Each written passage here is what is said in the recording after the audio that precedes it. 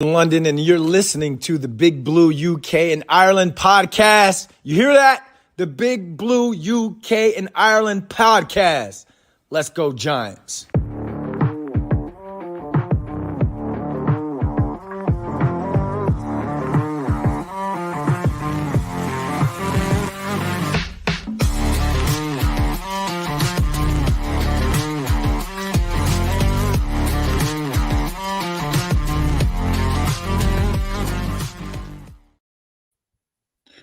Welcome back, Giants fans, to the latest edition of the Big Blue UK and Ireland podcast in association with Andy's Man Club.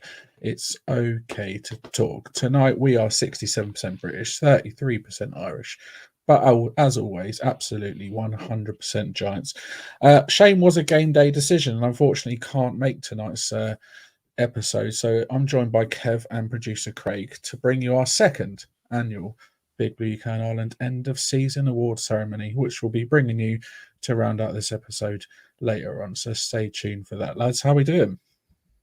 Yeah, good, very good. I'm glad to be back on this evening. So Shane can't be here, but we're looking forward to this end of season sort of like awards. I know it hasn't been the season we wanted, but there's some still players deserve a bit of credit at the end of this season, and it's really good fun. The interaction we've had from people as well has been awesome, and so I can't wait to get on with it. And obviously, the season's coming to an end with the Super Bowl in a few weeks. But draft stuff. Me and Shane have both started our draft evals and stuff, and we're starting to get together our top tens and stuff. And we're really looking forward to it. So that part of the off season should be really interesting. Yeah, it's almost like the awards always closes it out, doesn't it? I mean, we've got one more next week, and then I think we're taking a week off before we kind of launch the new season proper. But it's been good, and it's always nice to give out awards, despite one of the 11 being maybe not quite as nice. Yeah, I mean, we're not literally physically giving out any awards. There's no trophies, there's no certificates, there's no prizes, but yeah, it's always nice to sort of recognise those that have played and done well for the team this year, and it's always nice to laugh at those who haven't done so well. So yeah, we'll get into some of them later on, but yeah, just thanks for that, Steve. Identity theft is absolutely not a thing. But yeah, I mean, it's our version of the Dundies tonight, so why not? Very true. Very true. Yeah, there we go. We were discussing it earlier in the week about coming on tonight in a shirt and bow tie and tucking it up, but no, I don't want to be sat here I don't want to be sat here in a tuxedo at 8:30 on our Thursday evening. I'm good, thanks. And coming to the end of January, what seems like it's the 325th of January today. Not the 25th of January. January is always a horrendously long month. That's sort of 6 to 7 weeks between paydays, and everyone's always sort of tightening their belts as it gets towards the end of January. Payday is around the corner, so yeah, it's what better way to treat yourself on payday than to head over to usasports.co.uk and grab yourself a sweet 10% off your entire order. Use the code Big Blue over on there. From jerseys to t-shirts, beanies, caps. Pick yourself up a nice New Year's treat. Before we get into the awards, though, we'll kick off with some Giant business. Any other Giant business? First up, we've got some new coaches. And as was announced earlier this afternoon, the Giants have hired Michael Gobriel. I hope I'm saying his name right. There may be a silent H in there somewhere. I'm sure we'll find out over the coming days, to be their new special teams coordinator, replacing Thomas McGahey. He's not had far to come, as for the last 3 years, he's been a special teams assistant for the Jets. So it's not as if he's got to even change stadiums. So he's familiar with the MetLife wind. He's familiar with that sort of, conditions that we have up there in the winter. So hopefully that's a good thing to come. A few little notes on him that I sort of read up on earlier, which is quite interesting. Obviously, he's got coordinator experience already. He's had 5 years college coaching. More recently, he spent 2 years Hawaii's special teams coordinator, and then moved over to Washington State in 2020. In 2023, the Jets' kickoff coverage led the league by allowing an average of just 15.3 yards per return. Their opponent's 40.4 yard net punting average ranked 7th in the league as well. So the special teams unit's got pretty decent numbers. Greg Zerline made 35 of 38 field goal attempts, including 5 of 6 from 50 plus yards. So Greg Zerline, isn't he? He's going to be pretty much Mr. Automatic, I suppose, from in the field goal game, like we expected Gano to be this season. But kiss of death, that is. Maybe. Xavier Gibson was second in the league with a 23.2 yard kickoff return average. And obviously that's not necessarily just down to him, that's down to his blockers as well. And the special teams guys doing, picking up their assignments and picking up their blocks and making their tackles as well. And he tied for 12th in the league with a 9.7 yard punt return average as well. In 2022, special teams captain Justin Hardy was selected to his first Pro Bowl, being only the 6th Jets player since 1970 to be selected to the Pro Bowl, and 2 of those 6 players were chosen during his tenure at the Jets, which is not a bad shout either. And then lastly, in 2021, the Jets were the only team in the league to finish in the top 5 in both kickoff and punt return average that season. And Braxton Berrios was selected as an All-Pro after he led the league in kickoff return average and finished 2nd in punt return average. So a few little notes on there. Michael Gabriel. It seems like quite a positive hiring. I think it kind of came out of nowhere this afternoon, really. Thoughts on him? You guys have any little tidbits on?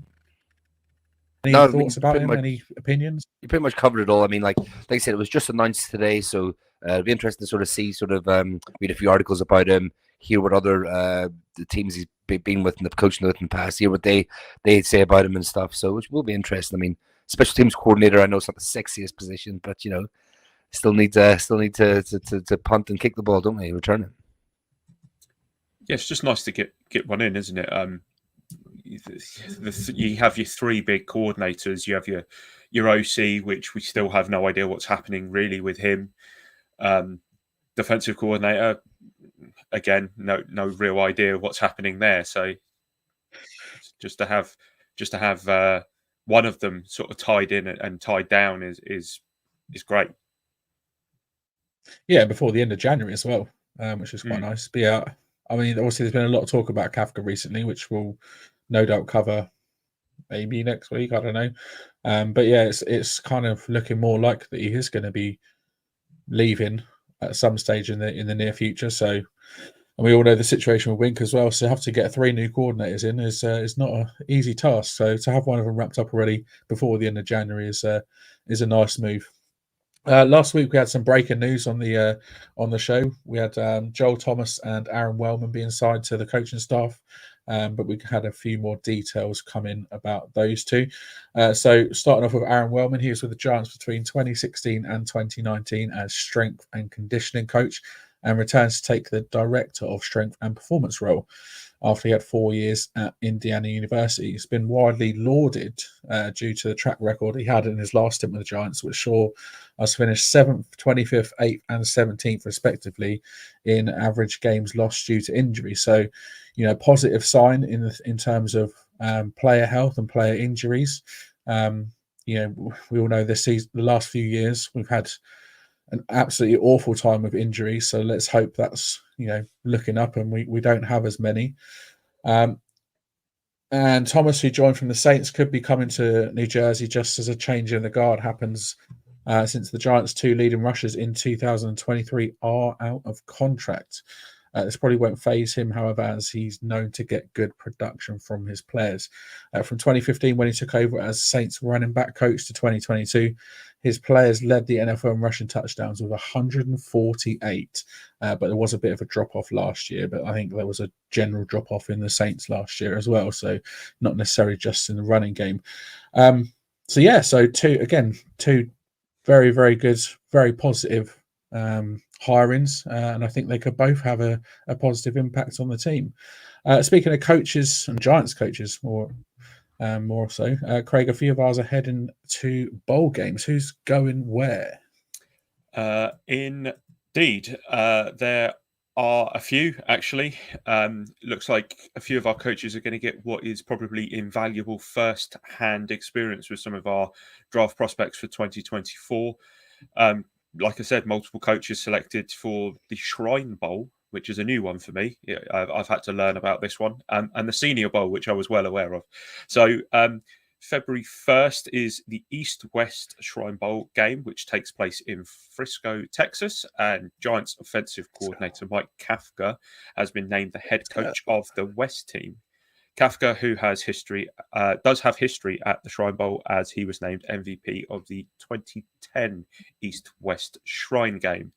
And joining him will be offensive assistant Angela Baker, who will be coaching the 4 tight ends, as you can see on screen there. So Zach Hines, Isaac Rex, JT Sanders, and Mason Fairchild. Baker is one of the Giants' assistant coaches. So it'll be good for her to get some good experience, especially coaching a position like tight ends. And then moving on, 2 days later, on the 3rd, Giants quarterback coach Shea Tierney will be the offensive coordinator for the national team at the Senior Bowl in Mobile, Alabama.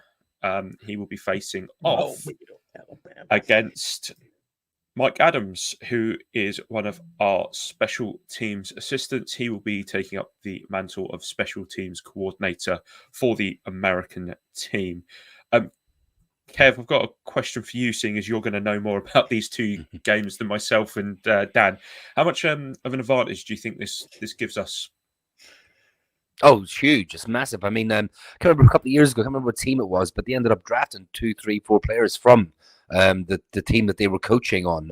It's a great chance to get first-hand experience with these players. Like, you can get evals off them from watching their film and stuff like that, but this gets you like down in nitty-gritty. You coach them, you get your hands on them, you get them not only in meetings and stuff like that, because they'll have meetings with all teams, but then someone like Shea Tierney will be able to go, like, some of the running backs are interested in us going to the Shrine Bowl. Don't have the names in front of me. Offensive linemen, there's lots of really good offensive linemen. And when we come to talking about players, we'll say who went where. But it's a great opportunity for him to feed back to Kafka, but also Kafka can see themselves when he's at the Senior Bowl to sort of like go, these are the type of players we can coach and we can coach up. So I think it's invaluable. It's also like for career progression as well. Like, you'll notice that all the people, coaches going to these positions are taking up a position that's higher than what they're currently doing. And it's a great way as well for the NFL to evaluate them. Like, for Baker, for her, like, it's a great way for her sort of cut her teeth at actually coaching and not just being an analyst. And it's a great way for Shea Tierney as well, to see, I'll talk about him a little bit later. It's a great way for him to sort of cut his teeth at like calling plays and actually being an offensive coordinator and not just looking at the passing side of the game. Yeah, evening, Keith. Glad you're watching. I hope you're enjoying so far. And no, nobody knows more about college football than Kev, especially out of us 3 anyway. Because, I mean, between me and Craig, nada. Craig, just bring up that picture of Mike Kafka again for me a second, because I've just noticed something about him. Is it me, or does he look like he has an absolutely massive head? It looks huge. His jaw looks bigger than his forehead. His jaw looks ridiculously big, doesn't it? I've only just noticed that about him. Is that an old picture? Is that a new? I don't know, but it's like was it Dastardly Dan had a shaved head? Yeah. It's not the most flattering of pictures, is it? Let's be honest. They could have used something better. He doesn't seem I don't want to be harsh, but he doesn't seem like the most photogenic of coordinators when you see other pictures as well. Or charismatic, but I suppose you don't need to be charismatic or photogenic when it comes to coaching. But some of his interviews are like pulling teeth sometimes. That's like your vibes. both Steves have gone Disney here, because Wilkins has gone for Buzz Lightyear and Holty's gone for Mr. Incredible. Oh, fantastic! Right, what we need now is for all you Photoshop people out there is to paint Kafka's head purple. Or stick a big blonde wig on him or something to be. Kieran's gone desperate, Dan. Love it. Yeah. I mean, come on now, get the Photoshop out, boys and girls. He threw you up a nightclub in Newcastle. I'm telling you, why, man? Looks like a 90s bouncer. Love that. Yeah, I mean, I've heard of the East-West Shrine Bowl. Obviously, you don't really know what impact or what outcome it has on the draft, and obviously I've heard of the Senior Bowl and everything, but yeah, it's nice to have some of our coaches up in there and doing their thing and getting to evaluate players that way. But I'm sure Shane will absolutely love you mentioning the offensive line there, Kev, as well. Well, it is. I mean, there's lots of ones. There's the Hula Bowl as well, the Hawaiian Bowl. There's lots of these type of bowls, but these are the two big ones: the East West Shrine and the Senior Bowl, the two big ones. And it's not just the game; it's seeing what wide receivers go like against cornerbacks in practice. So it's mainly about the practicing leading up to, like saying, like, okay, like say the wide receiver, right? I want you to break this way on this route. Will he listen? Will he take in the instruction you've given him, or will he just go out and do it as he's done before? Can he take instruction, or does he take the instruction but he's not able to process it and put it on the field? So these are all like huge things. I mean, like so since this was announced, I'm going to be starting this week to see what players are going to those bowls, and then what players fit sort of our their schemes as well, like, because there'll be players to keep an eye on. Yeah, I think as well. Correct me if I'm wrong, but I think they're more sort of like an exhibition game, and like you said, you get more out of it, sort of in terms of player evaluation from a lot of the practices and the one-on-ones and things like that than you do really from necessarily the performance in the game. Yeah, because they have like certain rules. Like, for example, the big one is there's no blitzing. The defense isn't allowed to blitz, so you can only send 4 guys after the quarterback and stuff like that. So, like, cool. The quarterbacks seem to do really well in these. I mean, some MVP Senior Bowl quarterbacks for you: Daniel Jones, Carl Lauletta, to name a few. Like, Giants fans' ears are perking up there. Lauletta. Yeah, exactly. I mean, are you trying to upset people? Oh, 100%. Oh, I'm all for it. Let the carnage begin. But I mean, so it is. Yeah. So during the actual game, like, and running as well, like running backs, it's very hard to judge running backs in the game because the tackling is a little bit sort of thud-ish. Do you know what I mean? You don't want to bring people to the ground, stuff like that. So it's all about the practicing, all week the practice, but being there in the meetings, seeing these players, evaluating them firsthand. Like I said, it's a great opportunity, and it would be interesting though to see these coordinators and stuff and these coaches go and get this invaluable experience, and then take that off to other teams. But anyway, we'll talk about that later. I'm sure we will. Kev, I mean, carry on. What's the latest we've had on interviews? Who are we interviewing and who have we interviewed? So, start with the interviews who we currently have under contract. Sorry. So we've got Brandon Brown, right? He's had a second interview with the Panthers for their general manager vacancy. However, the Panthers did announce on Monday that they hired Dan Morgan. But he's still in consideration for the Chargers, and he had a second interview with them just yesterday.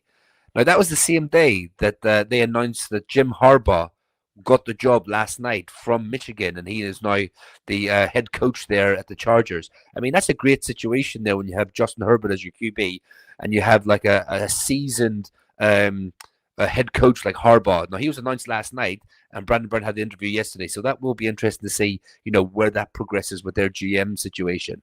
Kafka, he had a second interview with the Seahawks again last week. No more news on that as such. But just a quick note on Kafka and Brown. As we know about the minority candidates, both of them actually qualify as minority candidates, with Kafka's grandparents being from Puerto Rico. And I think talked about it before as well. If one of these were able to get a progression higher, be hired as a promotion, if one of them was, you would get a 3rd round pick this year, 3rd round pick next year. If both of them were actually hired, you would get a 3rd round pick this year, next year, and the year after. So it's an interesting development. It's one to keep an eye on as well. And also, just of note, earlier today the Panthers are closing in on Dave Canales as their head coach. The reason why that's interesting is because the Bucs interviewed Giants QB coach Shea Tierney for their OC job last year, and Canales actually got that position last year. So the Bucs are in the market for an OC again. Will they circle the wagons around to Shea Tierney for another interview? So that will be interesting. On the hiring front, the Giants requested an interview with Bills linebacker coach Bobby Babich for the vacant defensive coordinator position. Babich was a Bills safety coach in 2018 when Dable arrived as the offensive coordinator.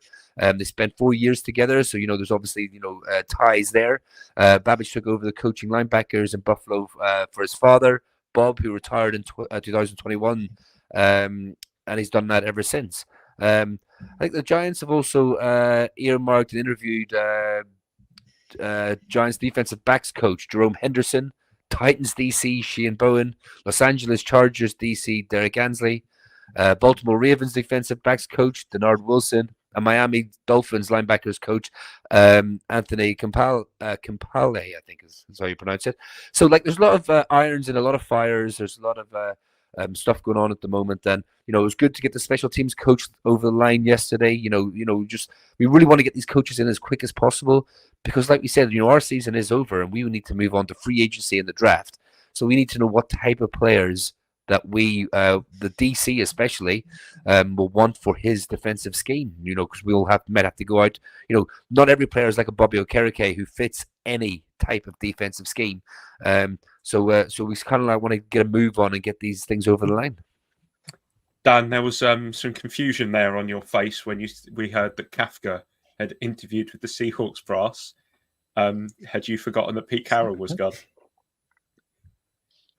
I totally didn't even know that news.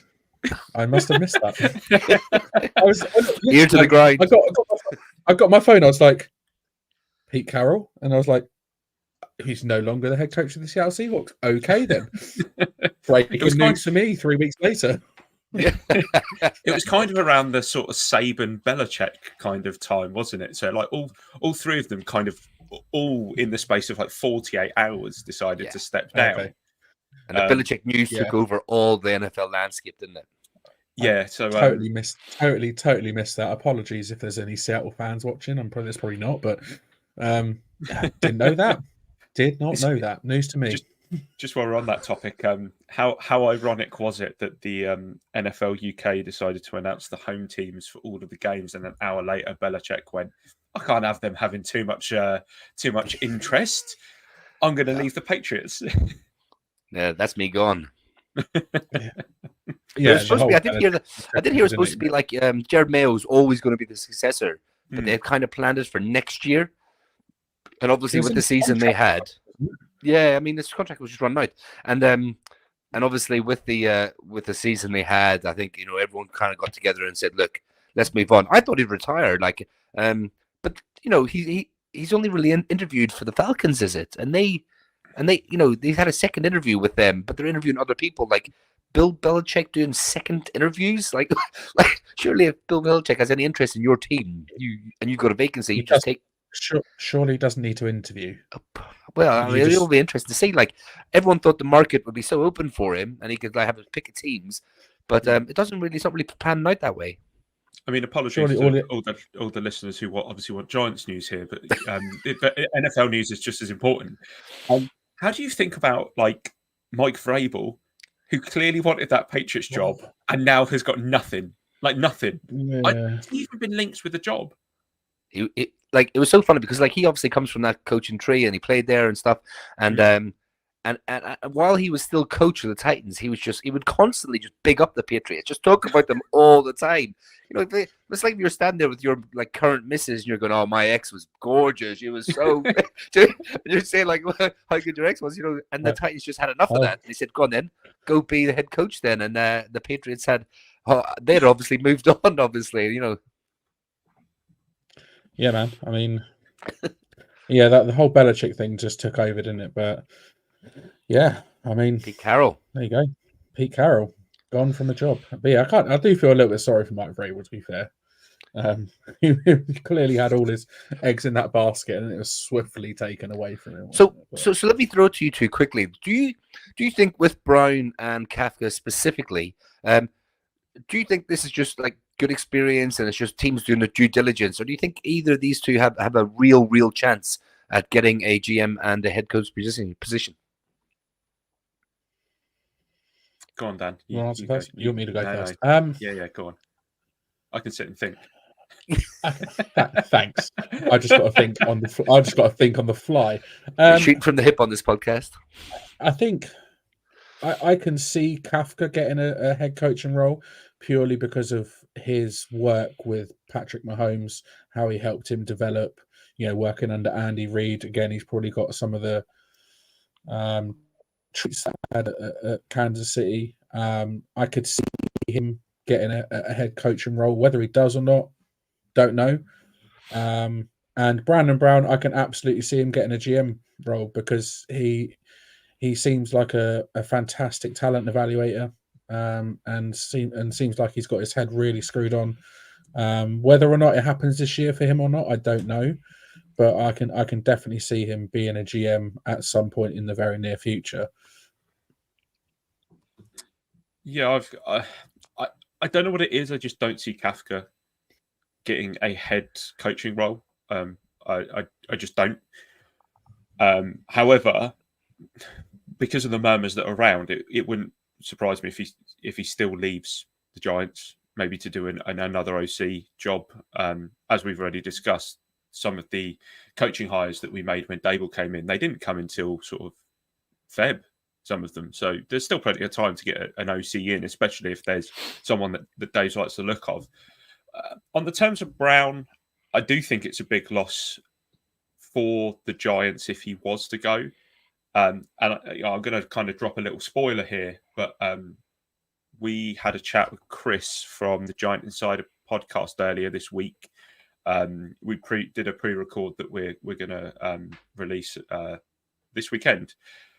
So we asked Chris about Brandon Brown and what he thought, and he's so highly thought of in the organization. And he did also mention that he came from the Eagles, where he did some really good stuff with Howie over in Philly.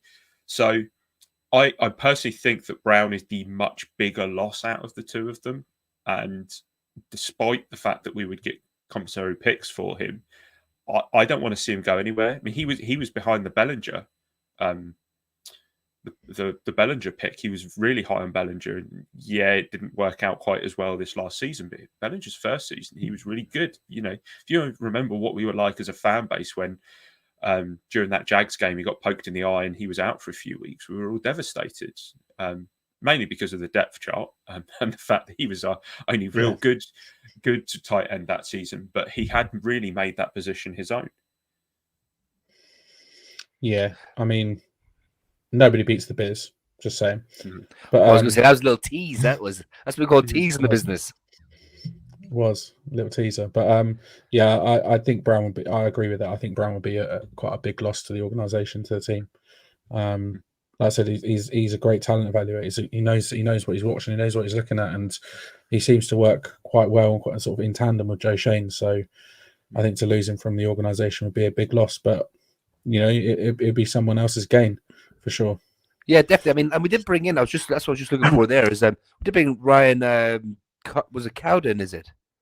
And he actually interviewed for the Giants GM job 2 years ago. Brought him in as an advisor. So you'd like to think, obviously, that with the front office and Joe Sheehan seeing the potential in Brown, that they knew that he would be moving on quite quickly. To be fair, because he was that good, and it's kind of like they put something in place, the sort of like insurance package in place. So if you do move on, you've got Cowden there, sort of like ready to step into that assistant role. Yeah, and I think with Kafka as well, I think I wouldn't be surprised if he sort of does move on, like you said, Craig, but still, it wouldn't surprise me if there was a team that thought we need a head coach. Let's go for Kafka. What we got to lose, sort of thing. And then he spends a year there, and they go 3-13 or 3-14, and then he gets fired. Just premonition there. It might happen, but yeah, I can see him leaving to go to another OC role. Maybe one that suits him more with a team and an offense that suits him more. I don't know. We will see. There's still 3 months till draft time, and there's going to be a lot of changes coming up in the next 3 months. So, watch this space with Kafka and with Brandon Brown. Now with the season in the rearview mirror, firmly in the rearview mirror, and Super Bowl 58 only 2 weeks away, it's that time of year when mock drafts are starting to do the rounds. Shane and Kev have their favoured draft analysts. I can never say that word properly. Analysts. And so when each of them releases their latest... I mean, that's easier to say. Draft Egypts. We'll go with that. And so when each of them releases their latest mock draft, we'll bring each and every one to you. So Kev, do you want to take us through this, or do you want me to fly with it? Because I've got all the latest. If you just say who who was picked, and then I'll give my little thoughts on them. Cool. So, I mean, the six analysts or Egypts, ESPN's Mel Kiper and Jordan Reed, ex-ESPN and freelancer as he is at the moment, Todd McShay, and then we've got NFL.com's Bucky Brooks, Daniel Jeremiah, and Lance Sirline as well. Todd McShay and Lance Sirline haven't released their first mocks yet, but Mel Kiper and Daniel Jeremiah both went for Malik Neighbors, wide receiver out of LSU. And Jordan Reed and Bucky Brooks both went for, I mean, you're going to have to correct me on this pronunciation, but Rome Odunze. Yeah, Rome Odunze. Oh, so close. Yeah, Rome Potato, potato, doesn't matter. Just wait to get to Fashion You. And me and Shane will be all over that one. Fashion-y. What, like Big John Fashion-y? Yeah, well, I think they pronounce it Fashanu over there. Rubbish. In all four of those mock drafts, all sort of the top three sort of major quarterbacks had all been selected. Obviously, we're going to get into all things sort of draft over the next month, but does it surprise you, Kev, that all four have gone for receiver in their first mock? Well, not at all. I mean, so if all the big quarterbacks are going to go, and the front office and coaching staff have sort of alluded to that they see Daniel Jones as the future QB. You know, they paid him that money. He was unlucky with injury. The things around him went wrong. And one of the things to help Daniel Jones would be a true superstar wide receiver. So they've gone from Malik Neighbors and Rome Odunze. These two, in my opinion, are superstar wide receivers. Proper number one wide receivers. And they're very, very close, in my opinion. Very, very close. Malik Neighbors, I kind of feel sorry for, because if there was any other draft that didn't have Marvin Harrison Jr. in, he would be the outstanding, clear-cut number one receiver on the board. The good thing is with both of them is they're very different flavors. So you've got like Neighbors, who's like 6 foot, 200 pounds, and you got Odunze, 6'3", 215. You know, one Malik Neighbors is the type of like run and catch, just gets open. He played a lot of snaps in the slot, but he was just the go-to. Once the ball's in his hands, he's absolutely gone. Whereas Odunze would be more of a deep threat, more of a jump ball specialist. I mean, both of them had above 1,500 yards this year. Is everything all right? What am I missing? No, just that comment from Steve. Steve, that is class. Everybody needs good neighbours. Very we need to get a team going for that. That is fantastic. But like back to the two boys, I mean, like they both went over 1,500 yards this year. Neighbors got 14 touchdowns. Odunze 15 touchdowns. I mean, it's just these are legit number one wide receivers in my opinion. And you bring either of these two onto this team, and this offense is straight away like, you know, electric. You match one of them with you know, your Robinsons, your Wandells, your Hyatts, your Slaytons, and you instantly give Daniel Jones like a true difference maker at the wide receiver position. Nice. I mean, they sound like, I'm sure over the next coming sort of weeks and months, I'll learn a hell of a lot more about these two guys, but they definitely sound like something we need for sure in a number one wide receiver. You know, I've already sort of made my prediction. I've called us, if we stick and pick a 6, I think we'll select a receiver in the first round, because it is a position of need. We do need that number one receiver, and if these guys fit the bill, then, you know, why not? That's definitely. I mean, everyone needs good neighbors, and an electric offense wasn't built in a day. Very true. But then obviously potentially losing some key parts of that offense as well. So, you know, we'll see what happens with that. But yeah, thanks for that, Kev. All right then. It's that time. Moving on. It's the time we've all been waiting for. It's time to reveal the winners of our second annual Big Blue UK and Ireland end of season awards, as voted for by you, the UK, Ireland, and worldwide Giants fans. All right. All right.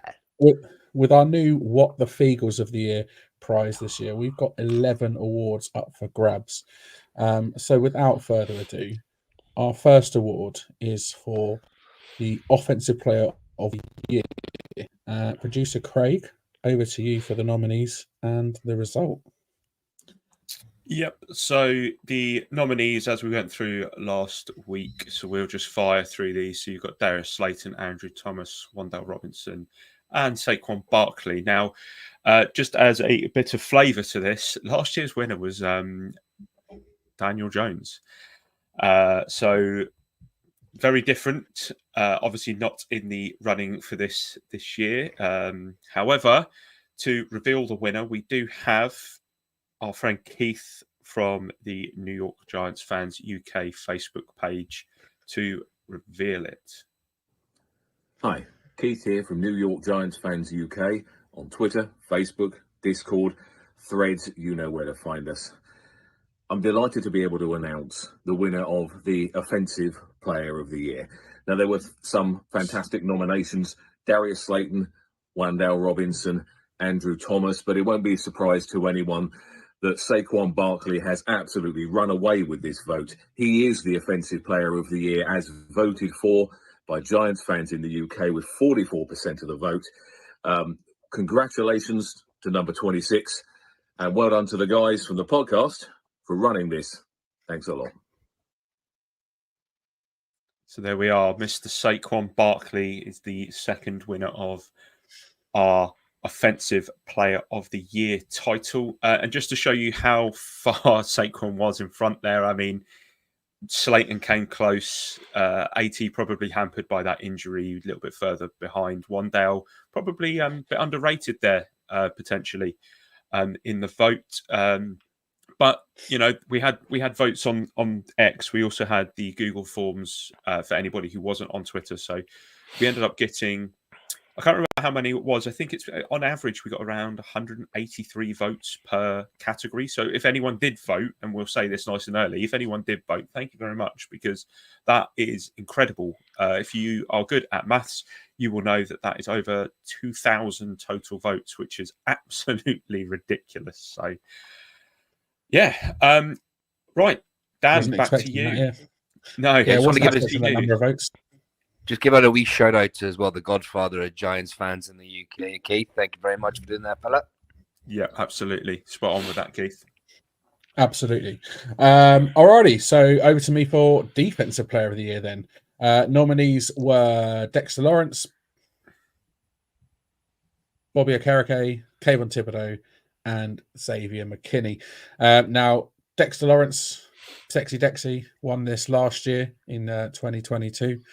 And to announce the winner for the 2023 Defensive Player of the Year, we have the Godfather's right-hand man, Andy Robinson from the New York Giants Fans UK, to announce this winner. So, Andy, over to you. Evening, lads. Andy here from the UK Giants. I've been asked to announce the Defensive Player of the Year for the podcast vote. And with 50% of the vote, the Defensive Player of the Year is Bobby Okereke. Have a good show, lads. See you later. Bobby Okereke, Bobby Okereke. Bobby O, get in. Great result. 50% of the vote. Thoroughly deserved. He had a fantastic year. And I mean, what more can we say about Bobby O than we haven't done already? Very close between himself and Dexter Lawrence, as you can see there in the votes. I think there's probably about 20 votes in it. Obviously, Tibbs and McKinney were, you know, a non-contest. But yeah, those two, Bobby O and Sexy Dexy, obviously two linchpins in our defense. And yeah, Bobby Okereke ran out as a winner. So congratulations to Bobby O for that one. Kev, over to you. Ooh, and here we are for Special Teams Player of the Year. And the nominees are Casey Kreider, friend of the pod. Gunnar Sheski, gonna be friend of the pod. Jamie Gillen, 100% coming on the pod. Carter Coughlin, goodbye. Goodbye, my friend. Last year's winners, we didn't have one. But this year's winner is 54% of the vote. Gunnar Oseski. Woo! Gunner. Well, look at that as 54% well. of the vote. What are we thinking about this, lads? He didn't even play all season.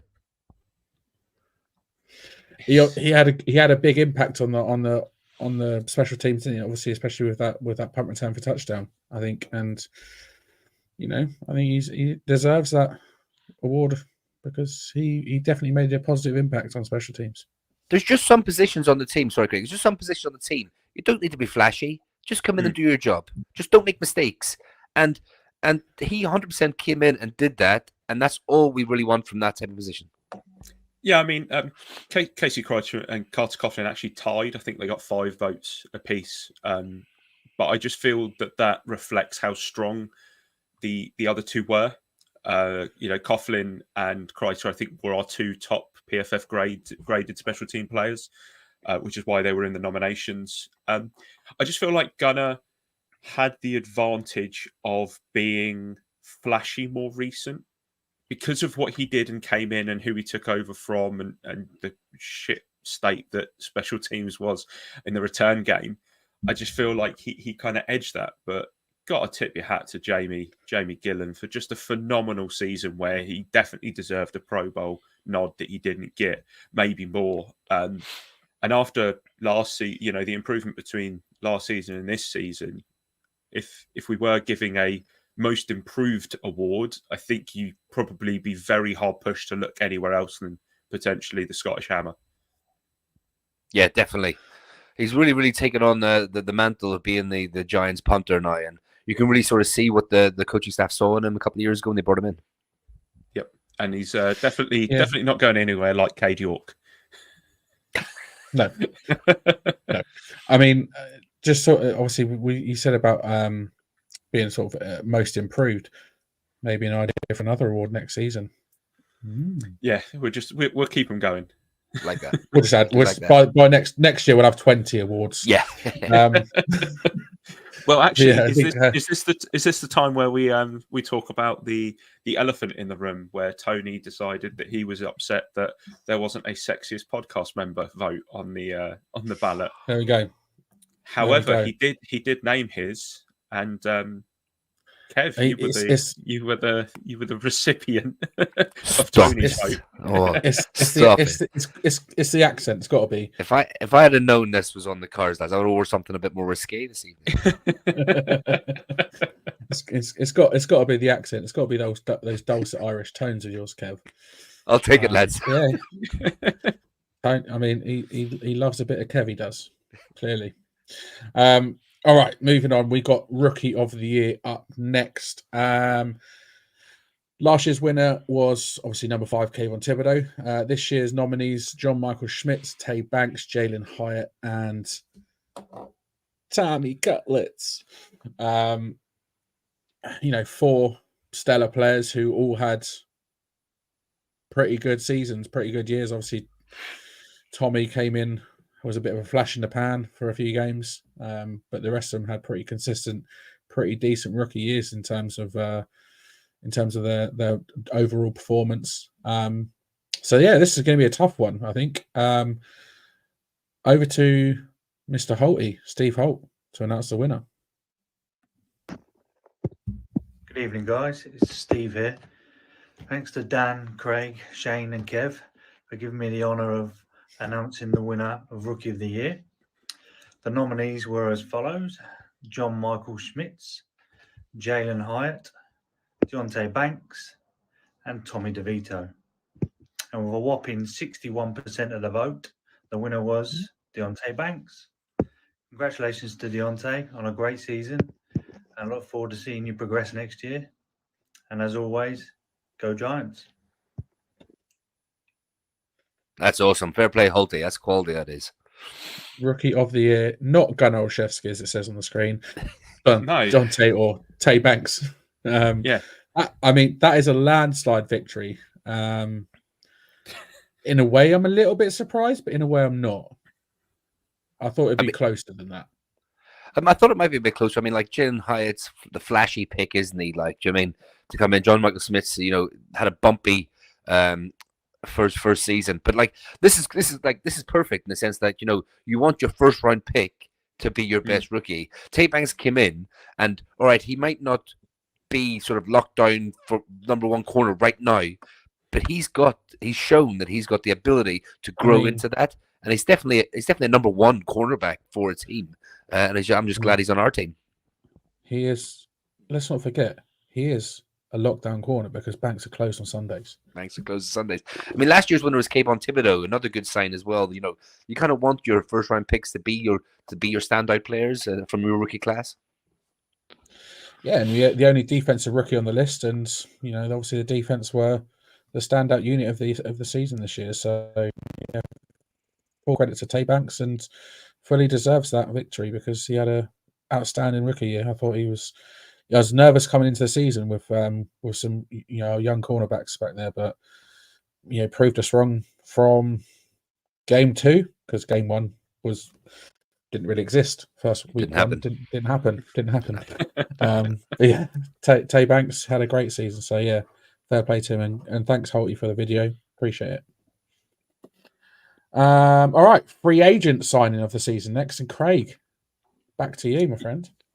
Yep. So the nominees were Raheem Nunez Roches, Bobby Okereke, Ashawn Robinson, and Gula Olszewski. And we have a bit of NFL and Giants royalty to do this for us. Our own friend of the pod, Mundo NFL and Los Gigantes, listener, fan, all round just great guy, Ruben, to announce this one. Ruben. Hi, my dear friends of Big Blue, UK and Ireland. It's Ruben Vargas here from Mundo NFL and Zona Gigantes. It's a pleasure to be in these nominees, in these prizes for the best Giants players of the year. I had the pleasure to meet you guys in the Patriots game for Thanksgiving. We had a blast, and I will send a warm hug to all your followers. I know from the islands you are always pushing for Giants content and for Giants success. And well, I'm gonna present the details of the next Giant Hour. Is the best free agent signing.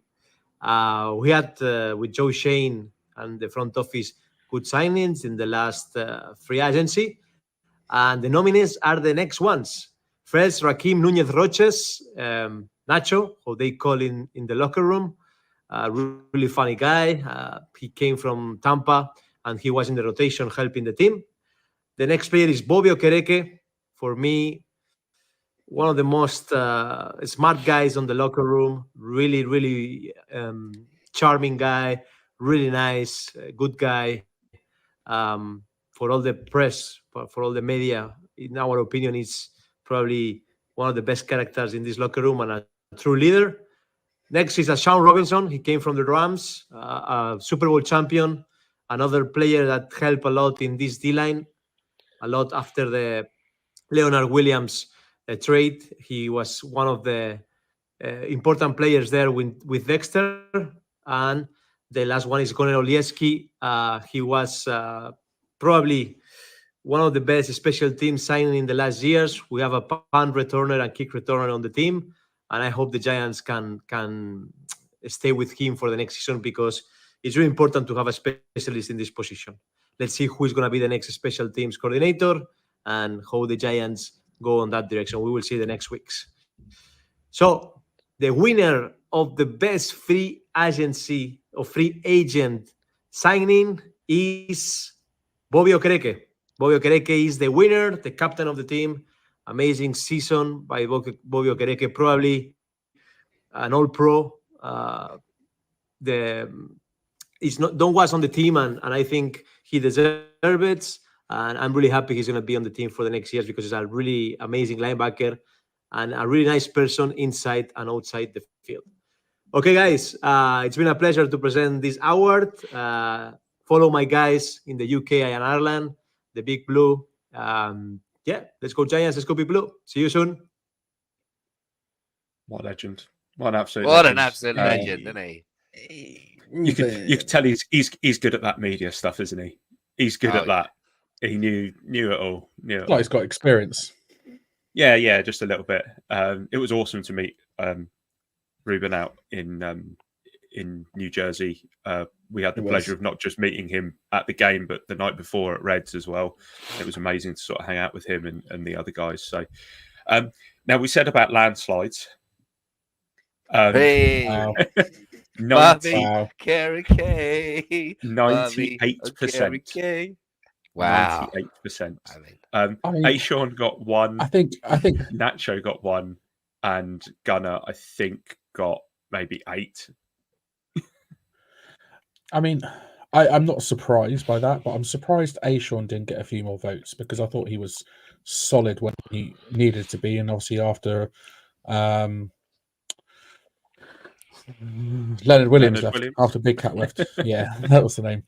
After Leonard Williams left, I thought he was a solid piece on that D line. So, yeah, but I mean, I'm not surprised Bobby A won that at all. And Ruben, muchas gracias, mi amigo. Thanks, really appreciate it. And Ruben, yeah, top guy. If you guys don't, if people don't follow him, people don't know what these guys do, follow him on X, on Twitter, whatever it is. The Zona Gigantes guys and the Mundo NFL guys as well.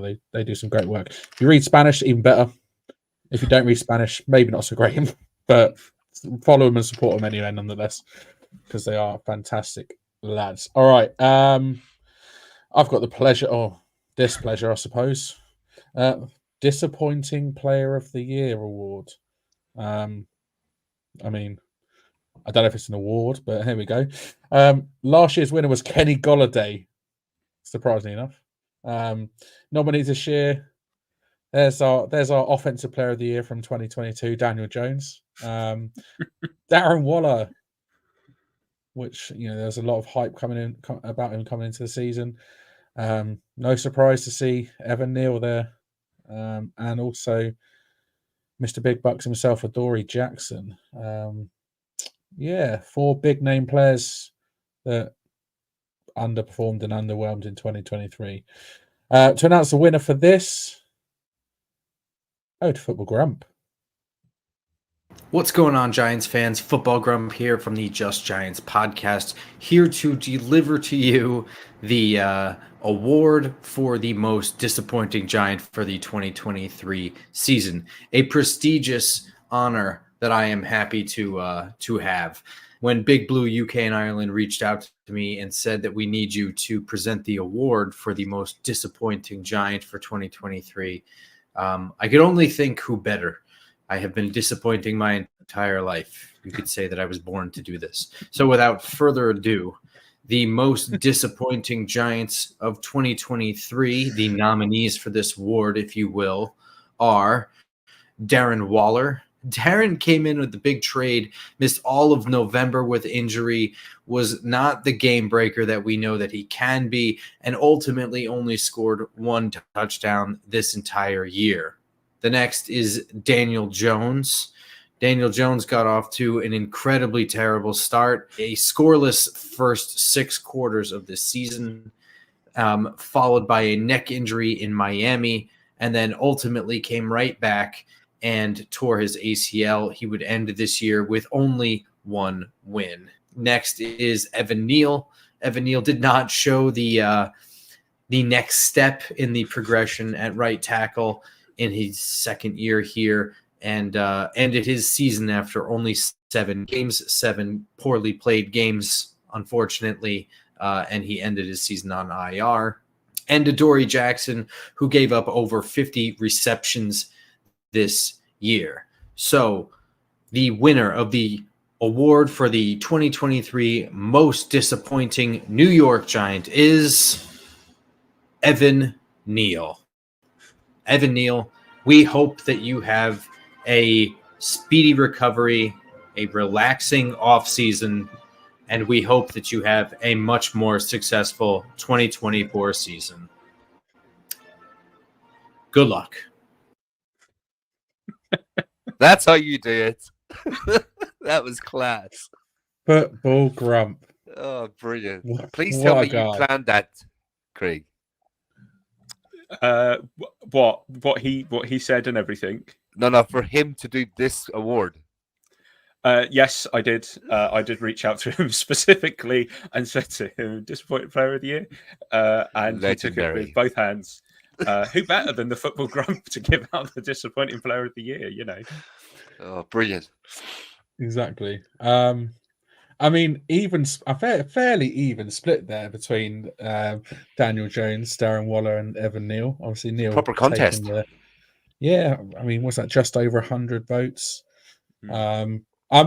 I am surprised Dory Jackson didn't get as many, but I think the other three are such big, high-profile names and there's been so much talk about them all season. I'm kind of not surprised at the same time. So, yeah. Interestingly enough, this was the category that had the most votes. There was over 227 votes, which I think it was the only one to break over 200 votes. So, but what does that say about the Giants' 2023 season as a whole? Exactly that. Exactly disappointing. That. There we go. Football Grump, top guy. Again, it was great to meet you back in New Jersey at Reds. And yeah, I can't wait to hook up with you again. Second time Second time we've met him. Yeah. So yeah, hope to see you again later this year as well. So, all right, where are we up to? Underrated player of the year. Kev, over to you for the nominees. Yeah, so the nominees for the underrated player of the year this year. Last year's winner, I will say, was Richie James Jr., but this year's nominees are Jason Pinnock, Micah McFadden, Tay Banks, Darnay Holmes. And now we send it over to Steve Wilkins for the results. The next award is for the underrated player of the year. The nominees are Tay Banks, Morgan McFadden, Jason Pinnock, and Darnay Holmes. The winner is me. I never win anything. I'm flattered. Thank you so much. Go on, Steve. It's not me. The winner is Morgan McFadden. Congratulations. Let's go Giants. Yes, Steve, legend. Go on, Steve. Fellow friend on the integrity train, Steve Wilkins. That was class. He kind of had that look, though, didn't he? You know, like you got into a bit of a fight and he's knocked you to the ground and he's kind of standing over you saying, "You're all right. You want some? You want some? I'll give it you. You got no fans." Micah McFadden, though, just quick, like, how good has he been? I mean, we've talked about it in this podcast. What a tandem. They kind of like him and Bobby Okereke at linebacker position. They really grew into it. And by like the second half of the season, I mean, you could look at those two and go, right, our starting linebackers are kind of set now, I think. I mean, we need some depth, obviously, but I'm excited about them two going into next season. Yeah, I think barring anything unbelievable, I think them two for sure are our starting 1 and 2 at linebacker next year. I can't, unless somebody has an outstanding camp and pre-season. I can fully see Michael McFadden being there as number 2. But yeah, class that was, Steve. Absolutely love that. Thanks for it. Game of the year. Into our last 3 awards are we on? 4 awards with the 4 awards left. Game of the year. So last year's winner was obviously wildcard weekend win against the Vikings. Not so much joy this year, but there were a few highlights. First nominee was week 2, the comeback against the Cardinals. Second one is the game against the Commanders with Isaiah Simmons pick 6. Third nominee was the win over the Green Bay Packers in week 14 with Tommy Cutlets coming alive. And finally, week 18, us doing one on the Philadelphia Eagles, which was always a joy to watch and to witness. And over to another viewer, another listener, another friend of the pod, Jamie Anderson, for the result. Thanks for all the votes, but the resounding winner with 43% of the votes, of course, was no other than the Week 18 win against the Eagles, or as we like to call them, the Feagles. No better place but to see Sirianni and co. fall over like dominoes and achieve nothing. See ya. Love it.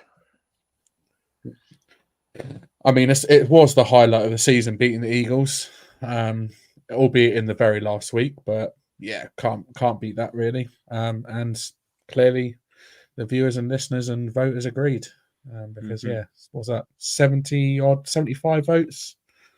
Yeah, something yeah, like that. So yeah. It's gone past now, but just interesting that the lowest of all of them was the Commanders, which is a divisional rival, which really speaks volumes about how much of a threat we think the Commanders have been recently. Exactly that. Yeah, no, it was so Zero. good. Like I said before, like it was so good to send the Eagles stumbling into the playoffs where they absolutely got their arses handed to them, and I couldn't be more delighted.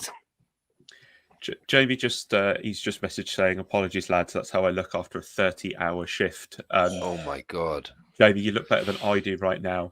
I think you're perfectly fine there, mate. That's hardcore. That's hardcore. Appreciate it though, Jamie. Thanks very much. 100%. And we'll no doubt have you back on the show at some point in the near future. What are we on to next? Play of the year. Here we go. Craig. Yep. So the last year's winner, just quickly before the nominees, so Kayvon Thibodeau's sack, fumble, and touchdown versus the Commanders was the winner of Play of the Year in 2022-2023. Jason Pinnock's 102-yard pick six versus the Dolphins, which is a Giants record. Tyrod to Slayton, the 69-yard touchdown versus the Eagles in Week 16. Isaiah Simmons again comes into a nomination for his game-sealing pick six versus the Commanders, and Gunnar Olszewski's 94-yard punt return versus the Rams. Some really good plays here, some absolutely phenomenal bits of athleticism.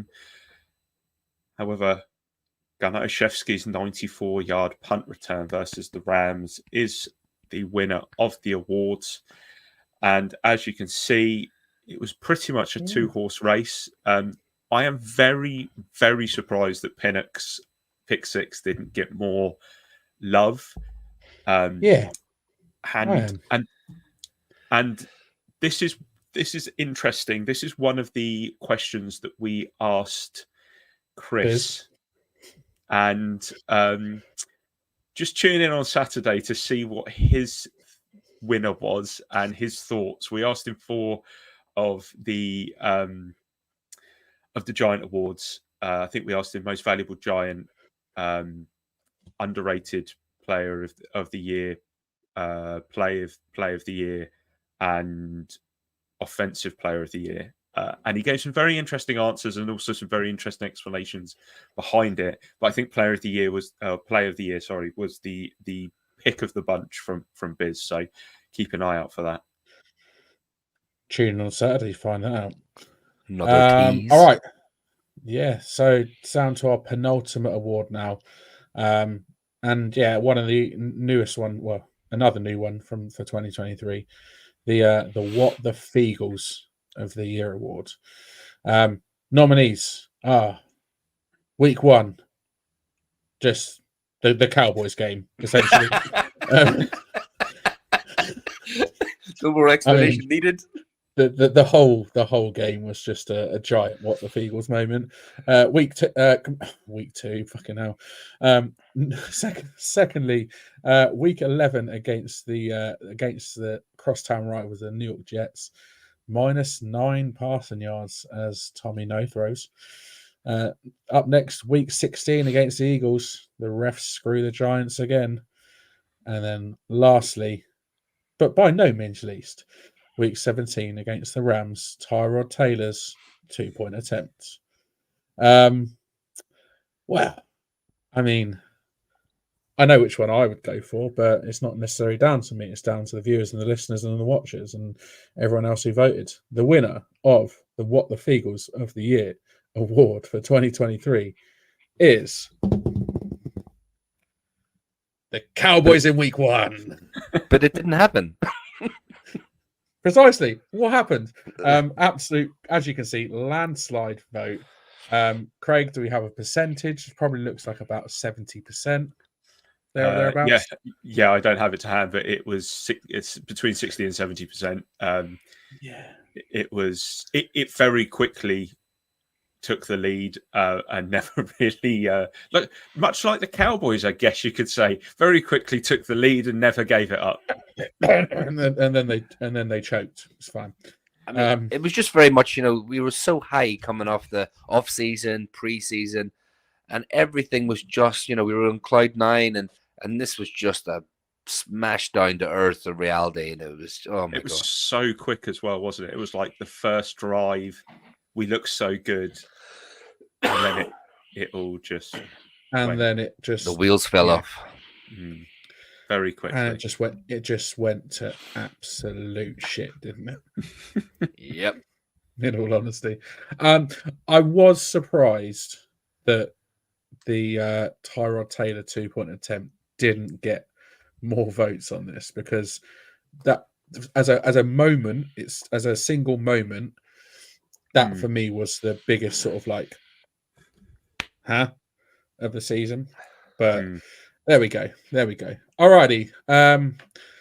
Last award then, and by no means least, the most valuable giant.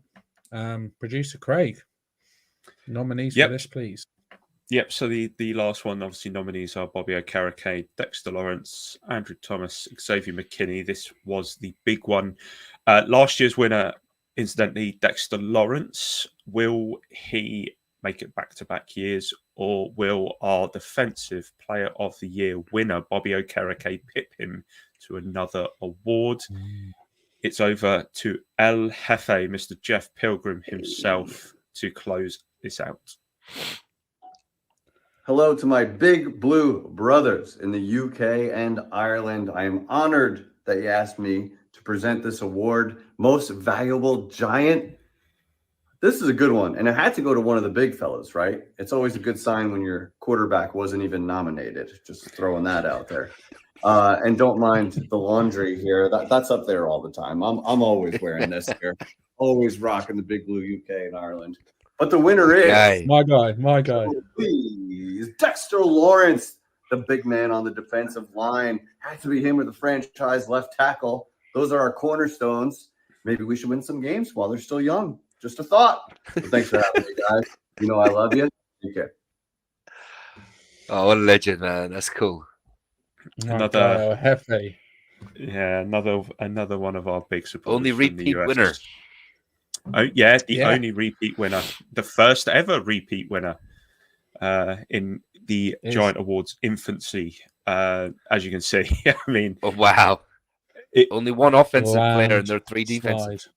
Yeah, I think there's a distinct difference between Defensive Player of the Year and Most Valuable Giant, and how you would spin it. And obviously, on the poll, we said this is the player the Giants cannot be without. And I think Dexter kind of epitomizes that. Without him, we don't get the pressure from elsewhere. We don't get the constant just domination against quarterbacks. We don't force as many pressures. Everything goes through that big man through the middle. He deserved to be a first team All Pro. He wasn't. He was still a second team All Pro. He's a Pro Bowler. He's in every other first team All Pro vote that's happened, from PFF to even his fellow teammates and other players in the league voted him in. So can't really say more than that, can you? No, you really can't. Just goes to show how valuable and how important he is to the Giants, because we would be significantly worse off without him. That's for sure. Yeah, definitely. So, all starts up front as well. No, just gonna say it all starts up front as well. And him and Andrew Thomas, him a little bit more than Andrew Thomas, but they're the only real superstar players that we have on our team. I mean, they're not sexy, obviously. Well, hold on, sexy, Dexy. Do you know what I'm saying? Dexy is, but what I mean is they're not, the positions aren't seen as sexy. Just Dexter makes it that way. But it's one of those things where it's a good foundation to have those type of players on your offensive defensive lines. But he, like I said, he is genuinely a superstar in this league. Big time. And and what makes it even more impressive is the fact that he's a nose tackle. He's not just a defensive tackle. He's a nose tackle. So he's constantly going to be at least double teamed by your center and probably one of your guards as well. And the fact that he gets so much pressure on the quarterback is a testament to the guy, because he's an unstoppable force and an immovable object on that defensive line. And yeah, most valuable Giant. There you go, sexy Dexy. Just quickly, are there any real surprises from any of those results? Any sort of results stand out to think maybe I would have gone for something else? Not really. I mean, I think on each sort of like award we kind of touched on the nominees and the winners with our thoughts and stuff. So no one really stands out. I mean, I kind of agree with all of them, to be honest. I mean, the listeners and the viewers and the people who voted obviously are very knowledgeable, like they are when they listen to this podcast, But no, I mean, so yes, no, I mean, like, nothing really jumps out. Really good to do it. I mean, I really enjoyed that. I mean, and just to wrap it up a little bit on the nominees and the winners and the awards. I mean, that was brilliant crack. I really enjoyed that. Like, and it was great to have the interaction. It was great to have the video sent in by some absolute legends. People we kind of look up to, people we listen to, people we read and stuff like. So very, very, very pleased with how the awards went this evening. Yeah, just to kind of follow on from that, obviously massive shout out to Steve, and to Jamie as well, for stepping up to the plate as people who really have listened to the podcast throughout the entirety of the season, got involved in the comments, really kind of helped us get through some of the more harder podcasts to cover, because it's hard enough watching it, let alone reliving it sometimes.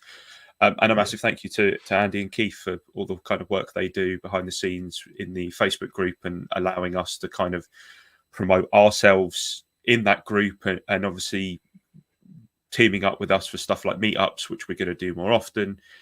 So it was a nice way, not only for us to kind of repay that faith to some of those guys, but also to kind of give them their 5 minutes of fame as well, that they rightly deserve for what they've done so far. In the terms of the surprising ones, I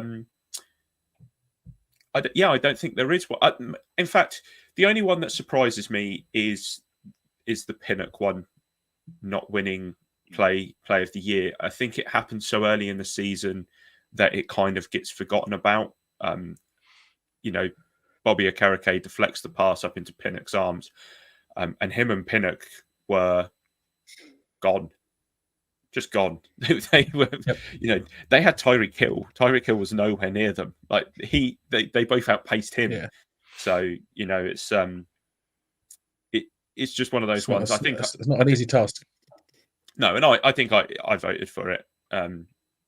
Quite openly say that was one of the ones that I voted for. I think most of the other ones won. Bobby Okereke as a free agent signing was always going to be a landslide. I think I saw somebody turn around and said, concerning that 10 people didn't vote for Bobby O. Very true. Yeah.